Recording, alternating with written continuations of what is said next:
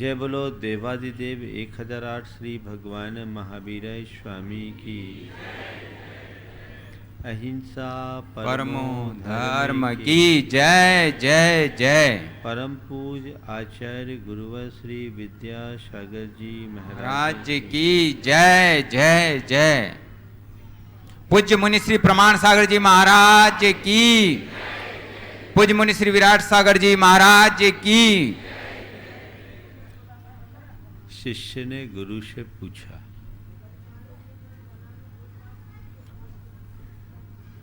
कि इतना धर्म सुनने के बाद भी धर्म के प्रति हमारा लगाव क्यों नहीं बन पाता। गुरु ने एक उत्तर दिया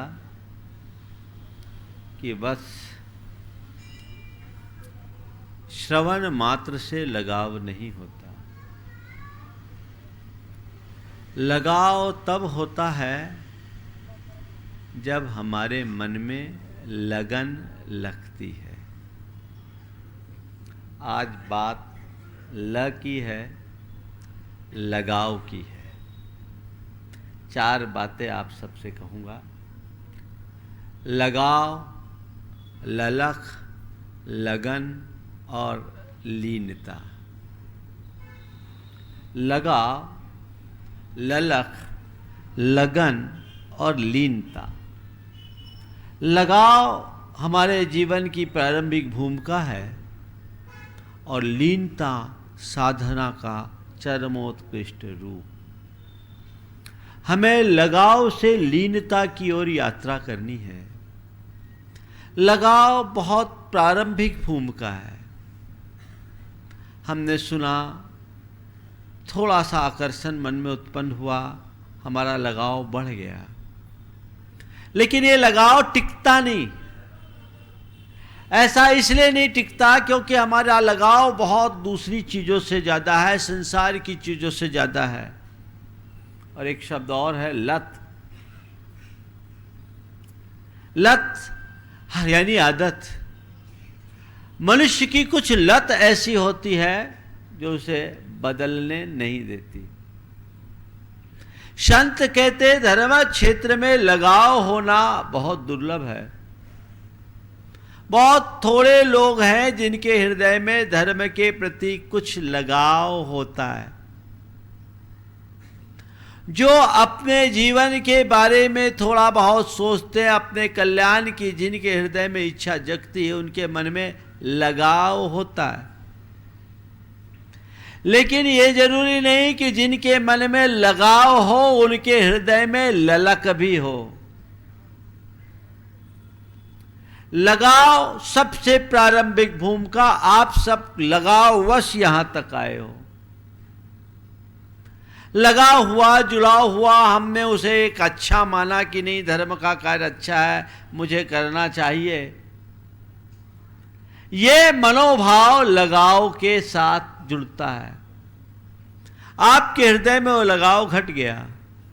लेकिन लगाव को लगाव तक रखे, लगाव को प्रगाढ़ न बनाए तो अलगाव होते देर नहीं होता। आज बहुत सारे लोग हैं जिनके मन में जब साधु संतों का समागम होता है, धर्म के प्रति लगाव दिख जाता है। खूब अच्छी संख्या में दिखते हैं। और छोड़ो, अभी पर्यूषण आने वाला है। आपके हृदय में धर्म का लगाव दशलक्षण के दिनों में दिखेगा। सारे मंदिरों में भीड़ दिखेगी। जो 12 महीना मंदिर नहीं जाते वो 10 दिन मंदिर जाते हैं। लोग पूजा करेंगे, पाठ करेंगे, व्रत करेंगे, उपवास करेंगे। ऐसे ऐसे लोग जो व्यसनों में भी लिप्त हों, वे भी 10-10 दिन का उपवास कर लेते हैं। ये लगाव है। लेकिन 11वें दिन क्या हुआ? लगाव कहां गया? तो यही है लगाव का परिणाम, जो कब अलगाव में बदल जाए कोई पता नहीं। लगाव हुआ और साथ ही साथ अलगाव की बात आ जाती है। लगे रहो लगे रहो। लगाव बरसाती मेढक की भांति होता है, बारिश में टर टर टर टर करता है और बारिश खत्म होने के बाद उसका पता ही नहीं चलता। लगाव की भूमिका प्रारंभिक भूमिका है पर पर्याप्त नहीं है। तुम सब भाग्यशाली हो कि तुम्हारे मन में लगाव है, लेकिन एक कदम आगे चढ़ो, लगाव को ललक में बदलो। लगाव और ललक में फर्क जानते हैं? ललक किसको बोलते हैं? तीव्र उत्कंठा, तीव्र प्रत्याशा, उसके बिना मैं रह ही नहीं सकता, सब काम छोड़ दूं ये नहीं छोड़ सकता, ये ललक है। तुम्हारे अंदर कितना ललक? 3 मित्र एक होटल में चाय पिए।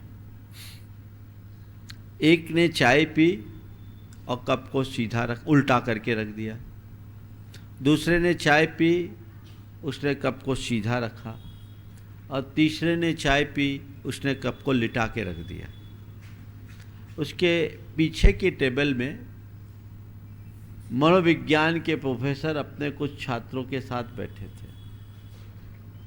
छात्रों ने अपने प्रोफेसर से पूछा कि सर, तीनों लोगों ने चाय पी, पर चाय के कप को तीनों ने अलग अलग स्टाइल में रखा, इसकी वजह क्या है? यह इनके किस मनोवृत्ति को दिखाता है? तो कहा, ये तीनों की अलग अलग मानसिकता का उदाहरण है। पहले जिसने कप को उलट कर रख दिया, वो इस बात को दर्शाता है कि इसके लिए चाय पर्याप्त हो गई, अब इसे चाय नहीं चाहिए। जिसने कप को सीधा रखा है, उसकी मनोवृत्ति यह दर्शाती है कि इसे भी चाय और चाहिए। और तीसरा है, वो बड़ा अलग है, वो बीच वाला है, उसने कप को लिटा के रखा, मिल जाए तो ठीक, न मिले तो ठीक। तुम्हारा कप कैसा है ये तुम्हें देखना है। संत कहते, यदि तुम्हारे हृदय में ललक जग गई तो तुम्हारी कप हमेशा सीधी रहेगी। धर्म की प्यास बनी रहनी चाहिए। एक है लगाव, उसका विरोधी है लत, और एक है ललक, उसका विरोधी है लिप्सा।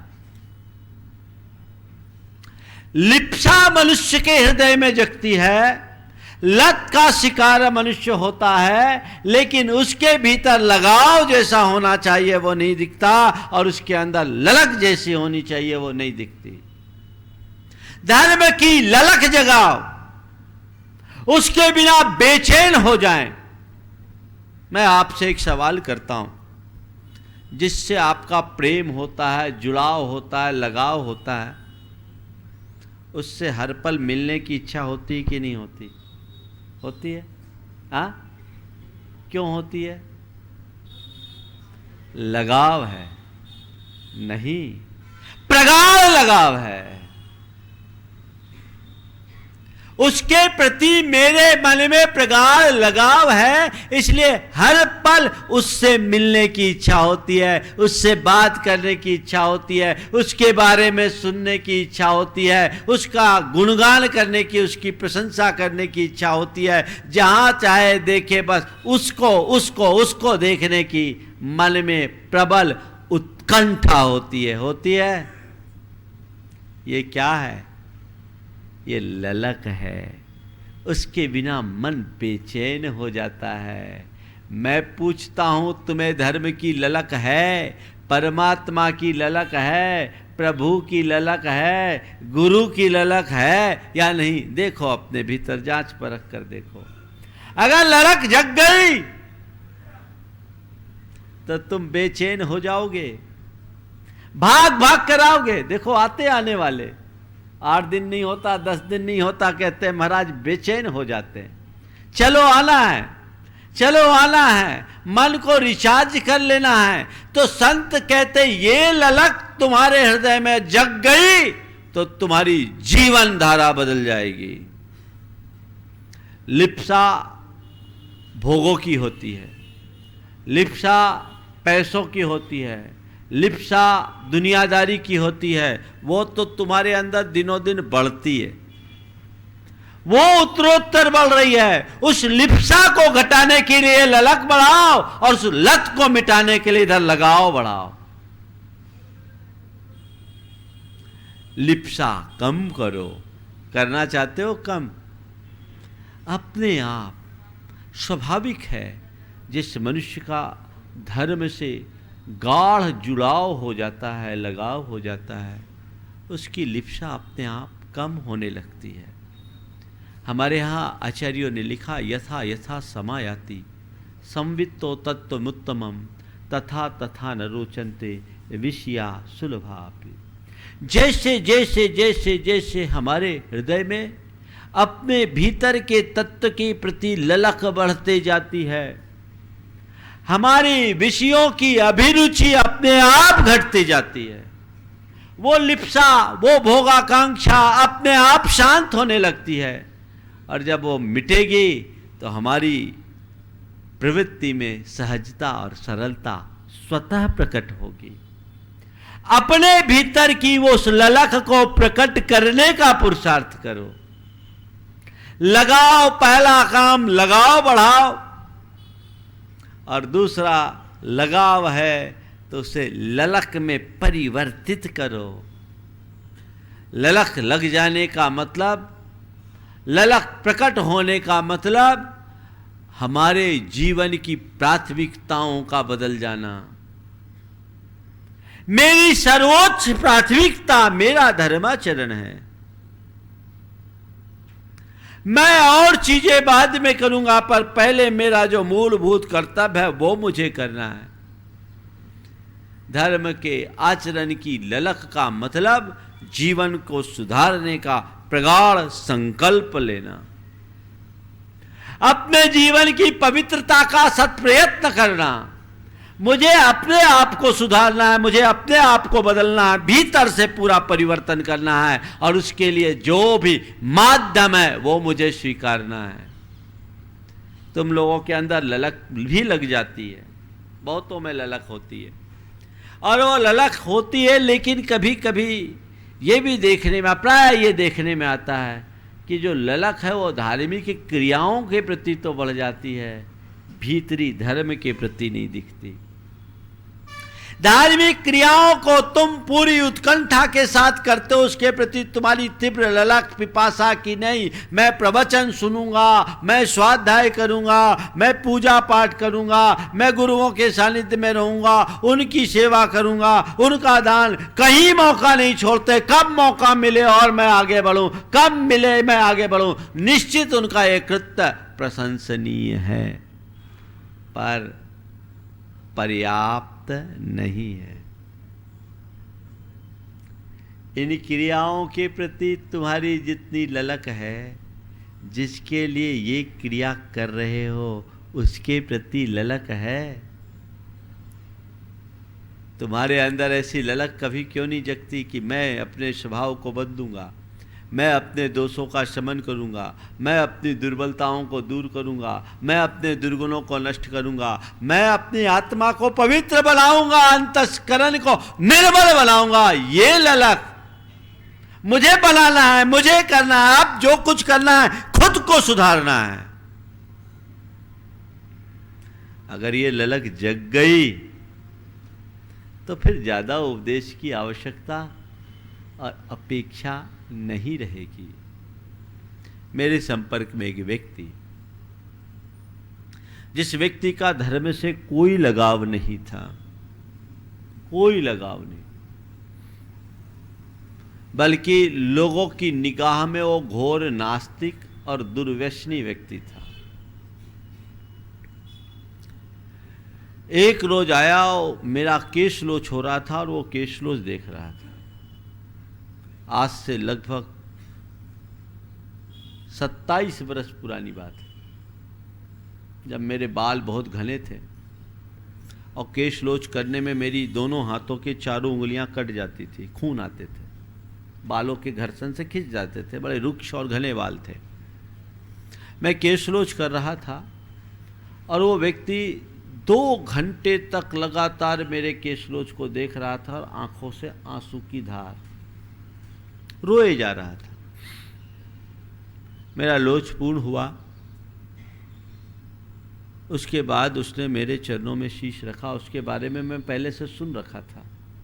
उसके परिवार के लोग मुझे कई बार उसके बारे में बता चुके थे, लेकिन जब तक व्यक्ति का पुण्य नहीं जगता तब तक उसके लिए निमित्त नहीं मिलते।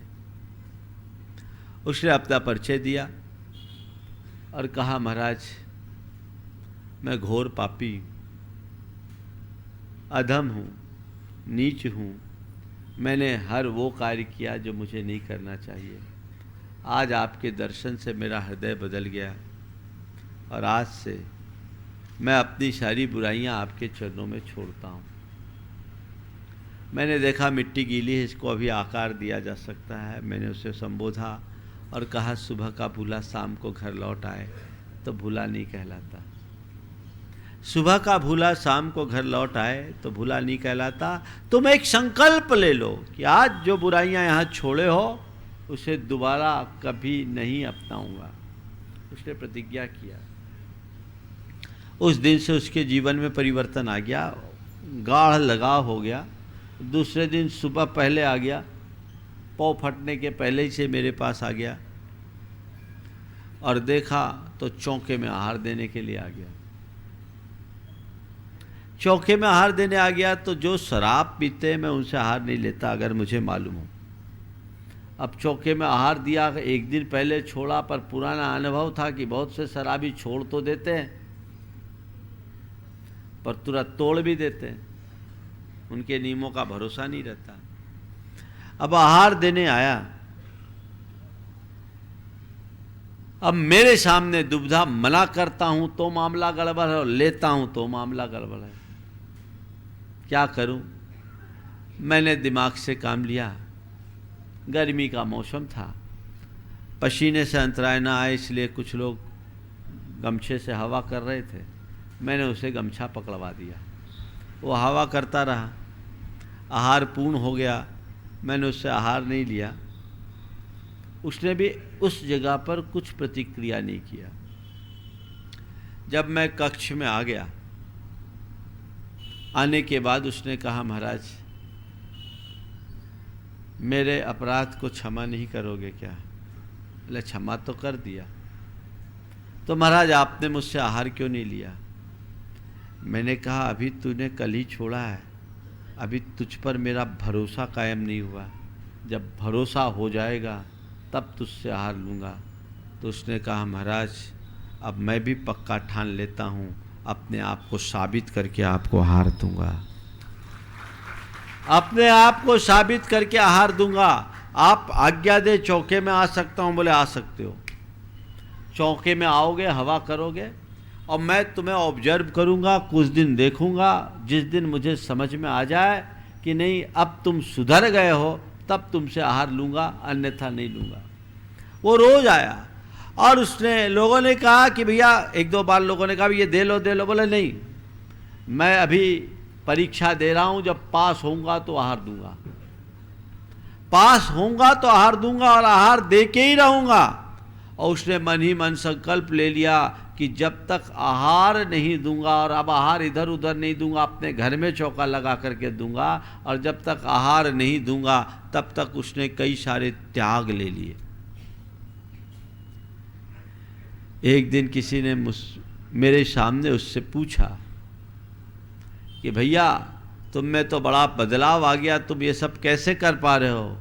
उसने कहा, बस गुरुवर ने ललक लग जगा दी है, अब मैं पाके ही छोड़ूंगा। उस व्यक्ति में जबरदस्त बदलाव। 1 महीने तक मैंने देखा, मुझे भी लगा कि ये आदमी तो एकदम पश्चिम से पूरब में आ गया है, बदलाव हो गया। तब मैंने उससे कहा कि तुम्हारी पात्रता प्रकट हो गई है, अब तुम चाहो तो अपना काम कर सकते हो। फिर मैंने जब वो अपने घर में चौका लगाया तो उसके घर में आहार हुआ और उसके हृदय की ललक इतनी प्रगाढ़ हुई कि वो ललक लगन में बदल गई और आज वो व्यक्ति सप्तम प्रतिमा का आराधक है। जीवन में इतना बड़ा बदलाव। लगाव और ललक, तुम्हारे हृदय में ललक जगे, प्यास जगे, पिपासा जगे।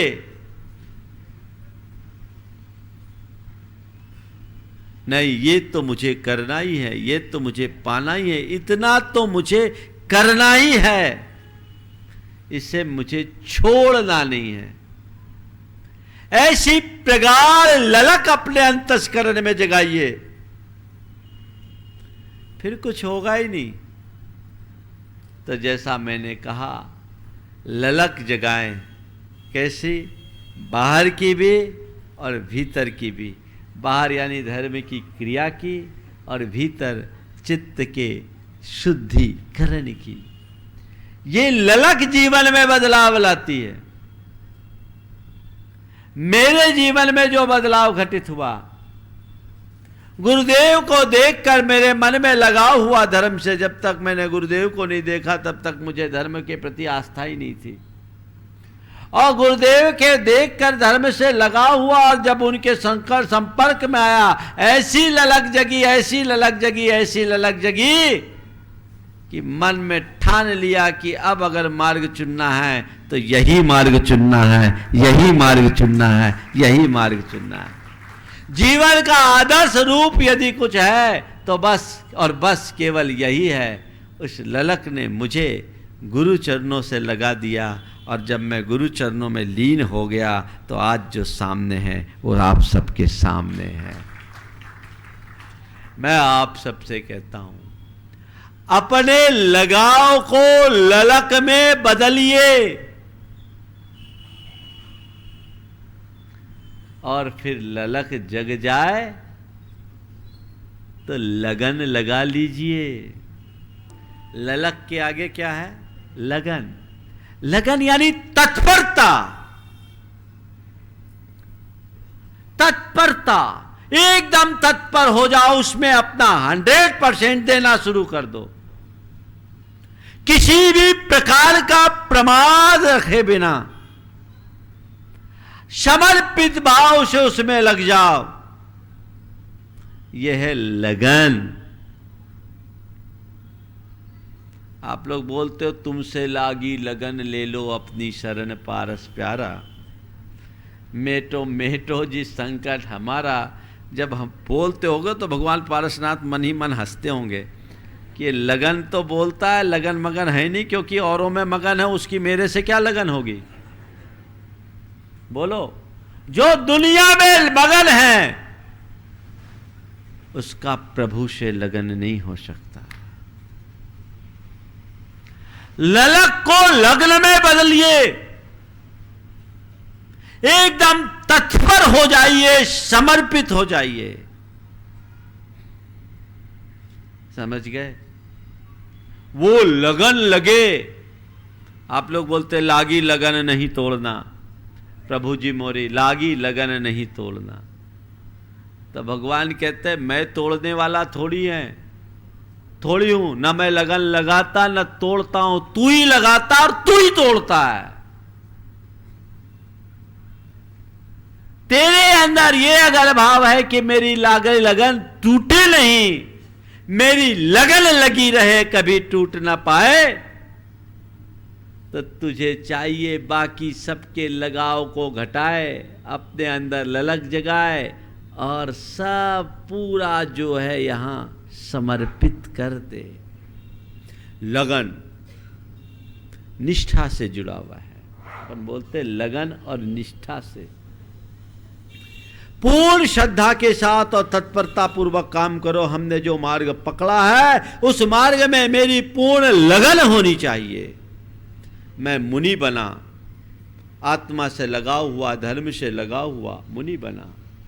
आत्मा के कल्याण की प्रबल ललक जगी, मैंने दीक्षा ली और दीक्षा लेने के बाद जब मैं मुनि बन गया, आज भी मेरे मन में मेरे मुनिपने को निभाने की लगन है, तब मैं मुनिपने में टिका हूं। मेरी लगन अगर थोड़ी सी भी गड़बड़ा जाए, कमजोर हो जाए, तो क्या होगा? तुम लोगों को मुनि दिखूंगा पर मैं भीतर से मुनि नहीं रह सकूंगा। तुम्हें मुनि दिखूंगा पर मैं मुनि रह सकूं ये कोई जरूरी नहीं। क्यों? लगन नहीं है। तुम जो पाना चाहते हो उसके लिए लगन लगाओ, लग जाओ, इधर उधर मत देखो, फिर कहीं मगन नहीं होना।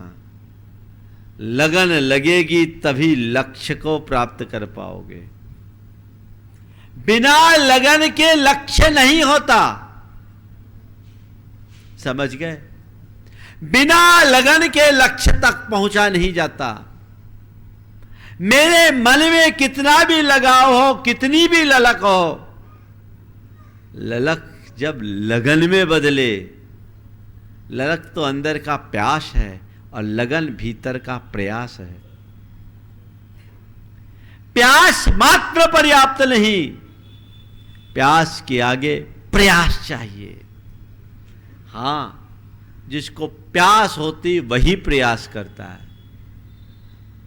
प्यास प्रबल होगी तो प्रयास के बिना रहोगे नहीं। किसी को पानी की तीव्र प्यास लग रही है, वो जहां चाहे से पानी पाएगा, भले पाताल खोदना पड़े। तुम्हारे अंदर लगाव हो, ललक हो, प्यास जग जाए, और उसके बाद जब तुम्हारे मन में लगन लगेगी, उसका प्रयास करोगे, तब परिणाम हासिल कर पाओगे। मैं एक धर्मी हूं।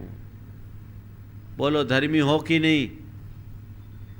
बोलो, इतना डर क्यों रहे हो? जोर से तो बोलो। हाँ, दम से धर्मी हो कि नहीं? है ना? तो धर्मी हो तो हमेशा धर्म की ललक जगाओ और धर्म में लगन लगाओ। अगर तुम अपने आप को धर्मी कहते हो तो धर्म की ललक जगानी चाहिए, लगनी चाहिए और लगन लगनी चाहिए। धर्म के कार्य में तुम्हारी कैसी ललक है और धर्म के प्रति तुम्हारी कितनी लगन है, इसका आभास तुम्हारी तत्परता से होता है। तुम कितने तत्पर हो, और सच्ची लगन लग जाए तो तुम्हारी सारी प्राथमिकताएं बदल जाएगी। भैया छोड़ो, पहले मेरा जो काम है वो मुझे करना है, बाकी काम बाद में। वो लगन लगनी चाहिए। एक बार लगन लग जाए, जीवन में आमूल चूल परिवर्तन। मेरे संपर्क में ऐसे बहुत सारे लोग हैं जिनने अपनी लगन निष्ठा के बल पर अपने जीवन में चमत्कारी परिवर्तन घटित किया है। मैं एक स्थान पर था, पर्यूषण पर्व में सार्वजनिक प्रवचन हुए 10 दिन। बाहर पंडाल बना करके प्रवचन का कार्यक्रम रखा गया। सार्वजनिक प्रवचन के उस क्रम में बहुत लोग आते थे, हजारों लोग थे, पर एक दाढ़ी वाले सज्जन एकदम आगे बैठते थे। और प्रवचन के समय मैंने देखा कि उनमें बड़ी तन्मयता थी। मेरी उनकी भाव भंगिमा को देखकर ऐसा लगता था कि ये व्यक्ति प्रवचन बहुत गहराई से सुन रहा है। कार्यक्रम पूरा हुआ। 10 लक्षण के बाद पारना का दिन आया।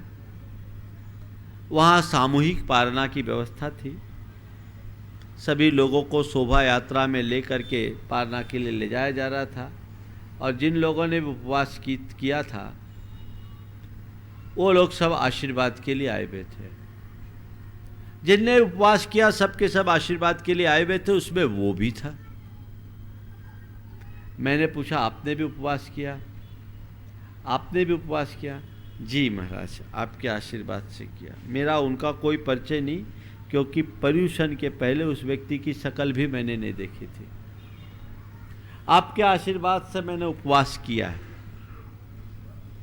मैंने कहा बहुत अच्छी बात है, पारना हो गई। उसके बाद दोपहर में मैं सामायिक से उठा, बाहर निकला तो देखा, बैठने दो, जब पारना सामायिक से उठा देखा तो वो दरवाजे पे खड़ा था और मुझे देखते ही मेरे चरणों में गिर पड़ा। आंखों से आंसू की धार। करीब 1.5-2 मिनट उस व्यक्ति को सामान्य होने में लगे। जब सामान्य हुआ तो उस व्यक्ति ने कहा, महाराज आपने मेरे जीवन की दिशा बदल दी। अब बस मैं आपके चरणों में इतना ही कहना चाहता हूं कि मेरा उद्धार कीजिए। मैं हाई सोसाइटी के नाम पर वह सब काम किया जो मुझे नहीं करना चाहिए।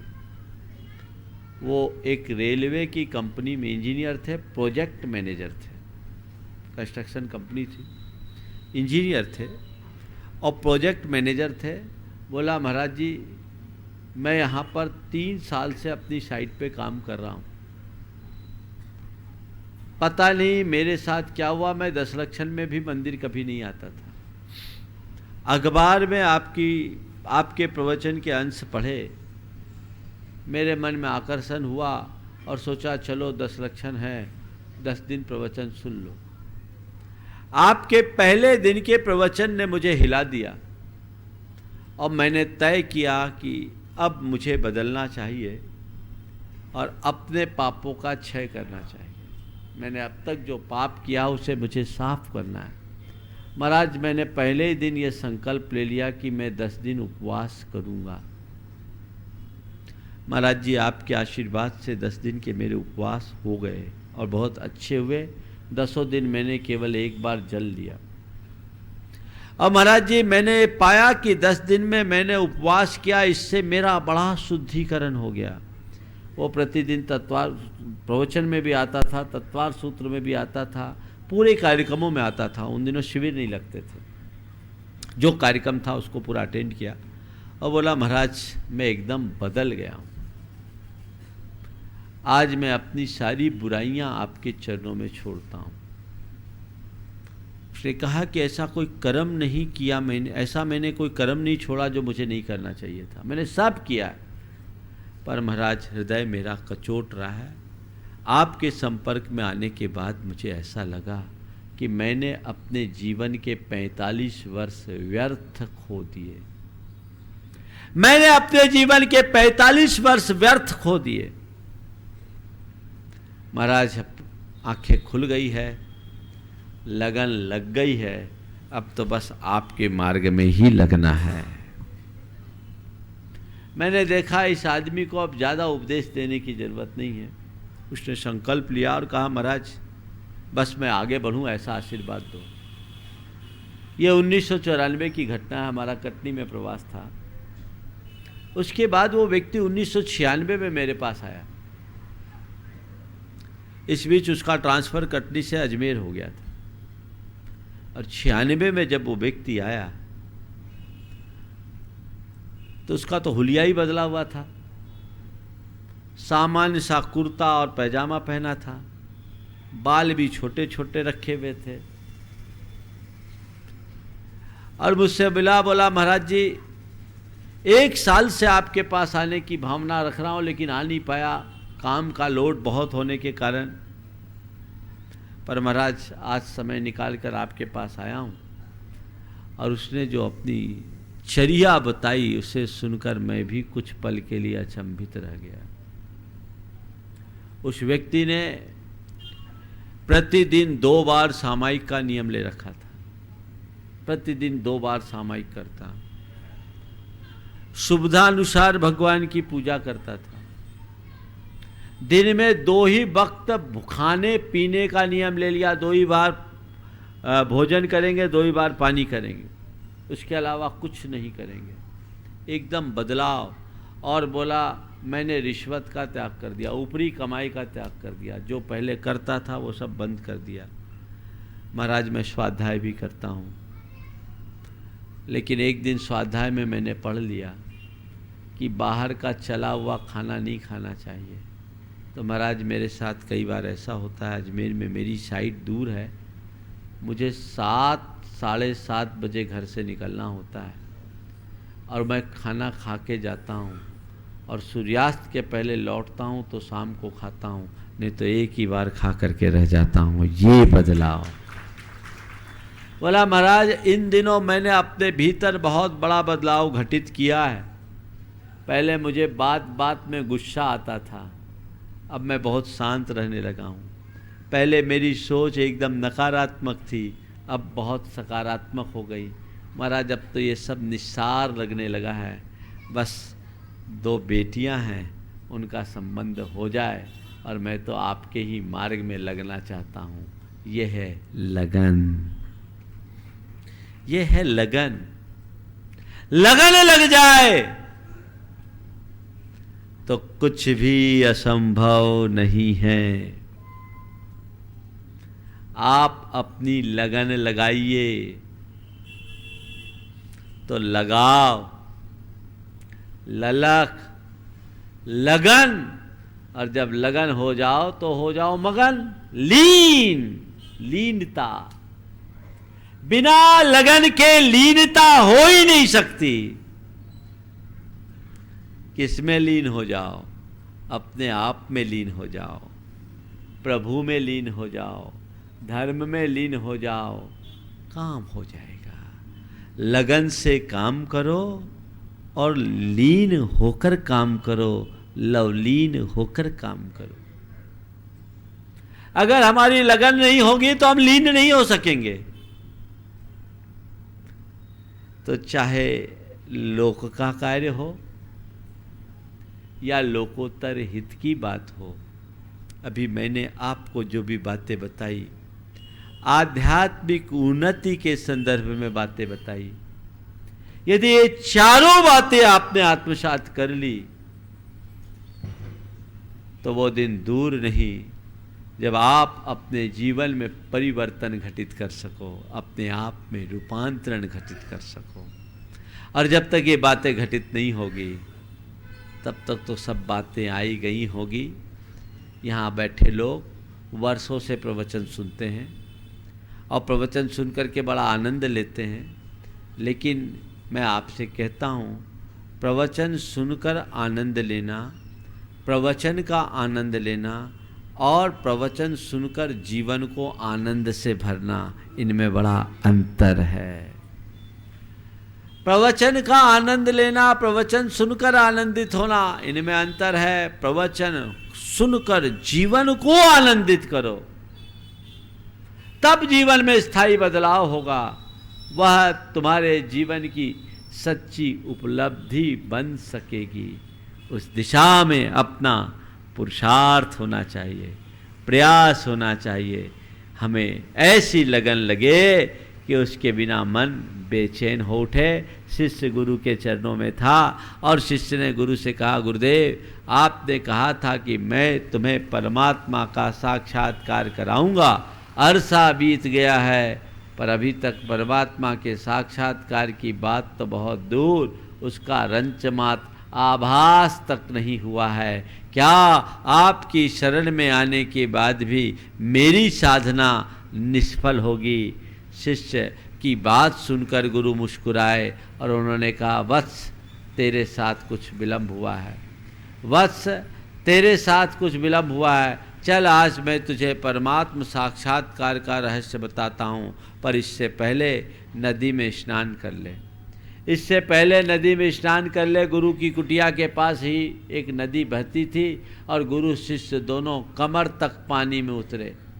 गुरु शिष्य दोनों कमर तक पानी में उतरे और जैसे ही दोनों पानी में उतरे, अचानक गुरु ने शिष्य के गर्दन को झटके से पकड़ा और पानी में डुबो दिया। गुरु ने शिष्य के गर्दन को झटके से पकड़ा और पानी में डुबो दिया और जैसे ही पानी में डूबा शिष्य एकदम घबरा उठा और पूरे ताकत के साथ प्रतिकार करके उठ खड़ा हुआ। शिष्य जवान था, गुरु के ऊपर उसका ताकत लग गया और वो उठ के खड़ा हुआ। गुरुदेव ये क्या किए, गुरुदेव ये क्या किए? गुरु ने कहा ये बता, आज तक तूने मेरे किसी भी बात का प्रतिवाद नहीं किया, आज तक तूने मेरी किसी भी बात का प्रतिवाद नहीं किया, आज ये प्रतिवाद क्यों किया? बोले गुरुदेव क्या करता, नहीं करता तो मरता क्या? वहां तो श्वास लेना भी मुश्किल हो रहा था, श्वास के अभाव में घुटन हो रही थी, इसलिए मैंने ऐसा प्रतिवाद किया। तो गुरु ने शिष्य को संबोधा कि जिस तरह श्वास के अभाव में घुटन होने के कारण तूने ये प्रतिवाद किया, उसी तरह जिस दिन परमात्मा के अभाव में तेरे भीतर घुटन होगी तो परमात्मा का साक्षात्कार कर लेगा। वो घुटन होगी, वो पीड़ा होगी, वो तड़प होगी, तब तुम परमात्मा का साक्षात्कार कर सकोगे, अन्यथा नहीं। आप लोग भगवान को सुना तो देते हो, तुम बिन मैं व्याकुल भयो, जैसे जल बिन मीन, और जन्म जरा मोरो हरो, करो मोह, जन्म जरा मोरी हरो, करो मोह स्वाधीन। ये भगवान से कहते हो। भगवान कहते हैं जिस दिन तुम मेरे अभाव में मछली की तरह तड़पोगे,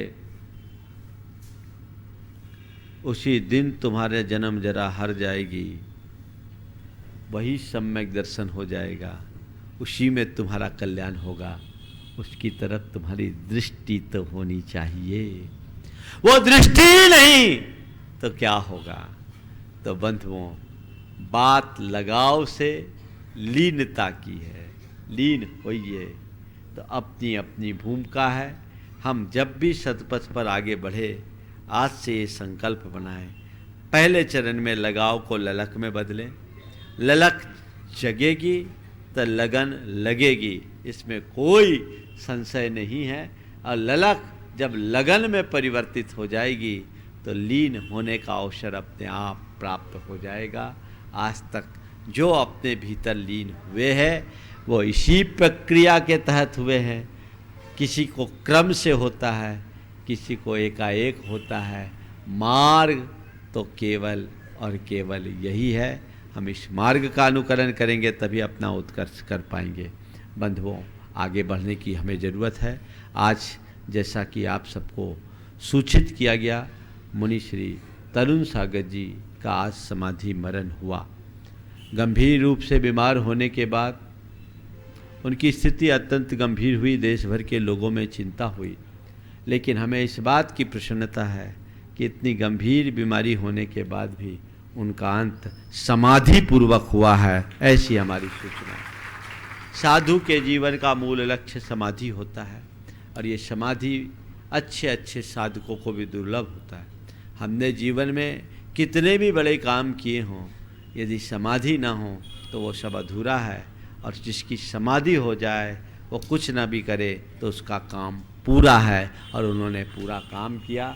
यह उनका पुण्योदय था और उनके ये प्रबल पुरुषार्थ कि अंत के समय में उनके साथ ऐसी स्थिति बनी। और जैसा मुझे बताया गया कि गुप्ती सागर जी महाराज और कुछ अन्य मुनिराजों की उपस्थिति में उन्होंने विधि पूर्वक, जो मुझे सूचना उसके अनुसार है, ये निश्चित बहुत ही उनके जीवन के लिए एक उपलब्धि है। निश्चयतः किसी भी बड़ी विभूति का समाज से दूर होना समाज के लिए एक बड़ी क्षति है, लेकिन आने जाने को तो कोई रोक नहीं सकता। ये तो संसार में लगा हुआ है, इसे कोई रोका नहीं जा सकता। कब किसकी क्या आयु हो कोई पता नहीं। कोई बीमारी से जाता है और कोई जाने वाले का क्रम हो तो स्वस्थ भी चला जाता है। ये तो आयु है। दिया में जब तक तेल होता है तभी तक जलता है। तेल पूरा होने के बाद दिया तो बुझना ही है।